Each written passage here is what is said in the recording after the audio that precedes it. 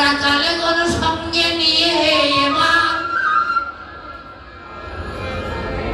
সকাল বেলা গোচারণে গেলে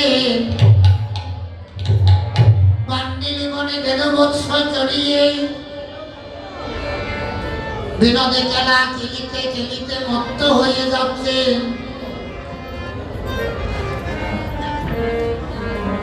যমুনারো তীরে কানাই, ওই যমুনারো তীরে কানাই, ওরে শ্রীরামরে লইয়া